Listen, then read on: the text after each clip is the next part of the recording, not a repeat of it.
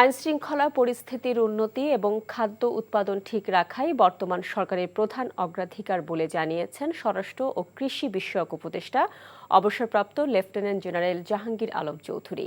ঢাকায় নিযুক্ত ইউএনডিপির আবাসিক প্রতিনিধি গোয়েন লুইস আজ সচিবালয়ে স্বরাষ্ট্র উপদেষ্টার সাথে বৈঠক করেন। বৈঠক শেষে সাংবাদিকদের কাছে তিনি এসব কথা জানান। ছাত্র জনতার অভ্যুত্থানে নিহতের ঘটনা তদন্তে সহযোগিতা করতে জাতিসংঘের প্রতিনিধি দল আগামী সপ্তাহে ঢাকায় আসবে বলেও জানান উপদেষ্টা।